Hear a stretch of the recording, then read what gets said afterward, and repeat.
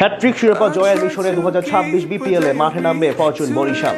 তার আগে এবার দারুণ এক সুখবর পেল বর্তমান চ্যাম্পিয়নরা, যেটা শুনলে মন ভালো হয়ে যাবে দক্ষিণবঙ্গের ক্রিকেট প্রেমীদের। এবার বিশ্বের দুই নামকরা ক্রিকেটার আসতে পারে তাদের দলে, যাদের নিয়ে কেটে গেল অর্ধেক সংখ্যা বিপিএল এর আগে। তবে কি এমন সুখবর পেল ফরচুন বরিশাল, তাই জানবো রিপোর্টে। একসময় বিপিএল মানে ছিল কুমিল্লা ভিক্টোরিয়ান্স, এখন সেই ঐতিহ্য বহন করে ফরচুন বরিশাল। বাংলাদেশ প্রিমিয়ার লিগের সর্বশেষ কয়েক আসরে যেই কয়জন বিদেশি বিশ্বমানের তারকা মাঠ মাতিয়ে গেছেন, তার সিংহভাগ খেলেছেন তাদের হয়ে।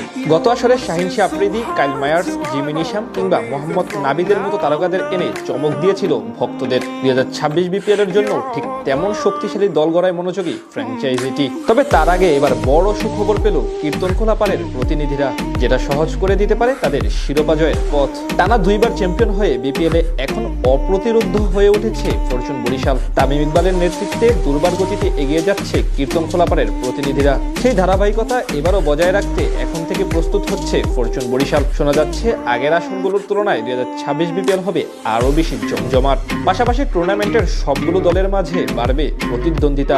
সেটা হলে স্বাভাবিকভাবে বরিশালও চাইবে 100 ভাগ প্রস্তুতি নিয়ে এবং আটগাট বেঁধে টুর্নামেন্টে অংশ নিতে।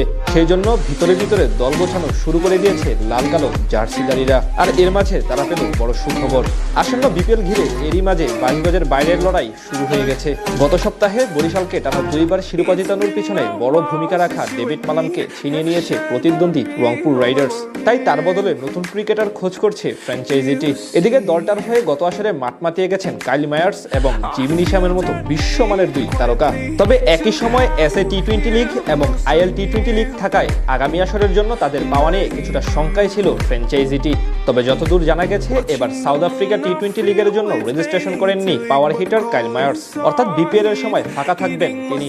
অনেকে ধারণা করছেন ফরচুন বরিশালের হয়ে পুরো সিজন খেলার জন্যই হয়তো এমন সিদ্ধান্ত নিয়েছেন এই অলরাউন্ডার। এদিকে একই চিত্র দেখা গেছে জিমি নিশামের ক্ষেত্রে।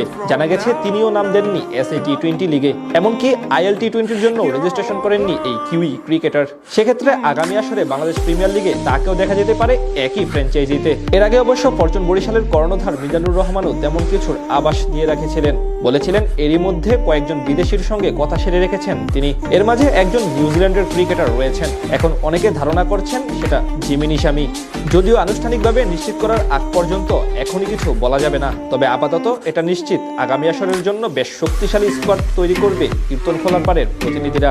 এবার বিপিএল এর প্রতিদ্বন্দ্বিতা বাড়াতে বিদেশি মালিকানাধীন প্রতিষ্ঠানও আনতে পারে বিসিবি। সেটা হলে স্বাভাবিকভাবে বৃদ্ধি পাবে টুর্নামেন্টের জৌলুস। পাশাপাশি এবার সবগুলো দলের জন্য ট্রফি জয় হবে বেশ চ্যালেঞ্জিং। সেই কারণে তাদের সাথে পাল্লা দিতে সব ধরনের প্রস্তুতি নিতে চাইবে ফরচুন বরিশাল।